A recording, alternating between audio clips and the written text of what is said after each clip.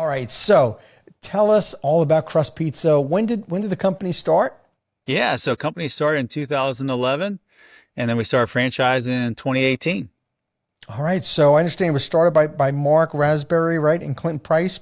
They Yep. were they were childhood friends of yours? Not of mine, of themselves. So they grew up in Katy, Texas, and they went to elementary together all the way through college. They went to Stephen F. Austin.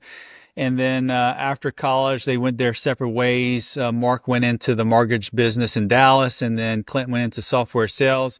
Clint also managed a couple of pizza restaurants through that time, and then they reconnected. Mark ended up selling out of his mortgage business in 2009, perfect timing, right before the crash, and then reconnected with Clint and said, "Hey, we always talked about doing a pizza restaurant. Let's do it." And then Hmm. they actually were planning to do it in North Carolina. They actually had a lease that they were going to sign. It fell through, and some buddies from Katy, Texas said, "Hey, man, you got to come check out the Woodlands. The Woodlands is a prime market for business." And they went check it out, and then they ended up signing up a LOI at Panther Creek and did a lease, and then that was their first location in 2011. Wow. So they didn't have any food service experience or let alone pizza experience when they started Yeah, out, yeah, huh? just Clint. Clint, had managed a couple of pizza restaurants, but yeah, no, Clint, Mark had no experience in restaurant or pizza business, and so he took a risk, but it's paid off. So when they started in this thing in 2011, I know you came aboard about in 2018. They found you, and then you Yes. found them. Yeah, so I found them in 2016 as a customer. So I moved my family from Katy, Texas to the Woodlands, and the family wanted pizza. We were moving into our new house, and I looked up on Google like everybody else and Hmm. found Crust Pizza had the top rating, and I called them to get a couple of pies. And we fell in love with it. We were like, "Oh, this is really good pizza." And then we found out that you could dine in. So I brought my family a week later to the Panther Creek location, the first location. And what was great about it was when I walked in, the ambiance, the feel. It's definitely not a hole in the wall pizza joint, but it's not real stuffy either. It has the open industrial ceilings, the warm colors, the brick finishes. And I liked it was limited service where you ordered the counter and then you sit down with the table number. They bring you your food, and then after you're done, they'll bust the table for you. So I was like, this is cool. This isn't fast casual where they're hollering your name for the food, but it's also not full service. It's in the Hmm. middle. Hmm. So, and then also they had a playground area for the kids to play. So at the time I had three young kids, all, toddler stage. So they were playing, and I was able to catch up with my wife over a glass of wine. And I was like, man, I wonder if they're franchising this. And come to find out they only had three locations at the time, and they weren't franchising. And so we became a frequent flyer of Crust, where we were going once a week. On Friday Hmm. nights was our time to go. And probably fast forward a couple months, I ended up meeting Mark and Clint. At that time, I was scaling another concept in franchise. It was a juice and smoothie concept. So I had already had experience in scaling in the whole franchise game. And so I ended up meeting them. I met Mark at one of our Friday nights, and then I said, "Hey, look, I would love to have lunch with you." So we ended up having lunch, and they wanted to grow, but they just knew how to grow one at a time. They really didn't know how to take a concept, put systems and processes in place to be able to scale it. And that's where I came into the picture. And so I just as a friend, I helped guide them on next steps to franchise.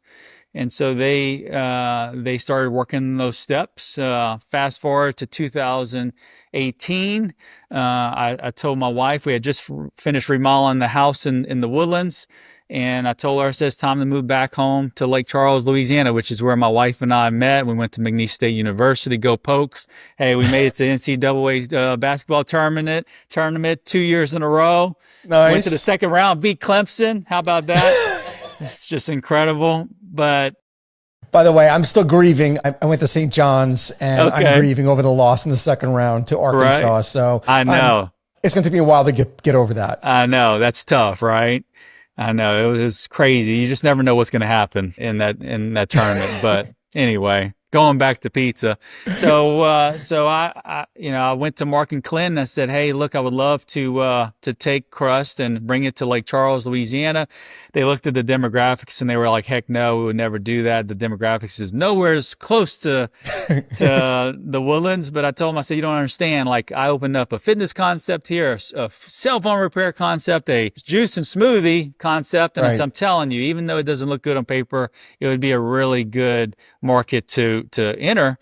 And so they said no. So my business partner, Nick Fontenot, that I've been with for over almost half my life now in business, and the juice and smoothie concept, I told him, I said, hey, look, let's start a pizza concept. That's the only thing I'm going to miss about the Woodlands. And so we ended up trademarking Rush Pizza, and we worked on it for 9 months after Clint and Mark told me no. We spent $150,000 on, because if we do anything, if Nick and I does anything, we're going to do it right. We're not going to just open it up, we're going to go all in and make sure that it feels like a well-groomed business. Sure. And so we're going to sign a lease for Rush Pizza. And 2 days on a Friday, 2 days before on a Wednesday, I get a call from Clint. Mind you, I hadn't talked to Clint and Mark in 9 months since they had told me no. And they said, congratulations, I saw you guys sold out of the juice concept. What are y'all doing now? And I said, it's funny you asked. We're fixing to sign a lease for Rush Pizza. And he's like, what? He's like, no, man, we changed our mind, right? We changed our mind. And I'm like, of course you did. We already spent all this money, and we learned a lot through that process of the pizza industry. And we knew at the time, Crust, especially after doing all that research on Rush, I knew that some things that had to change for Crust to scale it. Wow. And so I learned quite a bit through that process. The first thing I learned was you don't need 60 plus menu items to make it. So we condensed that down to 35. We went from 5 different pizza sizes down to 2 with a kid size. And what that did was it allowed us to have a whole lot less pizza boxes in our restaurants. So less SKUs to worry about, less ingredients. We went from 10 pastas down to the top 4. I learned with their current menu with a few locations open that all 3 locations had the same top sellers in pasta, salad, pizza, every category. So then that's how we're able to condense it down to 35 items. And then we opened up Lake Charles, and we became the #1 store within 6 months. And our profit margins were incredible. Everything was just off the charts. And so then we took that model that we condensed, and then we started scaling it. And I'll be honest, like whenever we went to the landlord of Lake Charles and said, we're thinking about changing our name, he was like, no, you don't need those guys, just do Rush Pizza. And I said, you don't understand. Like Crust Pizza, I knew it was special. I knew not only the product, but the ambiance, the feel, just the whole package. And so we had to convince the landlord to go drive to Houston from Lake Charles, about 2.5 hour drive.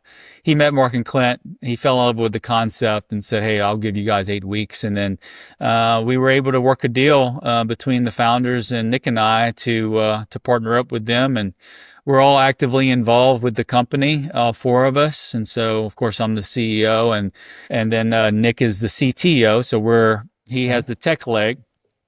He built the entire development side of the software to franchise. So everything from sales to ongoing support. We have our own portal software that manages that whole process. And then now we're fixing to launch our customer-facing point of sale with app, loyalty, gift card, internal instead of a third party. So we're super excited about that. And then Clint is over construction and architect phase for new stores. We're opening 10 new this year. And so we already opened up 2. And so we got 8 left this year to open. And then Mark is over all legal and finance. So he takes care of all the red tape that I can't stand. So it works out. We have a good partnership. Thank you for tuning into the Emerging Franchise Brands podcast. For additional insights, guest applications, and to stay connected, visit us at efbpodcast.com. The Emerging Franchise Brands podcast is for entertainment purposes only, and the views expressed do not necessarily represent those of Emerging Franchise Brands, its host Frank Fumey, or Emerging Franchise Group LLC. Any discussed franchise or investment opportunity requires thorough investigation, obtaining proper disclosure documents, and expert consultation before making any investment decisions. The podcast and its host do not offer professional advice or endorsements, and they hold no responsibility for actions, representations, accuracy, or consequential damages related to the podcast content.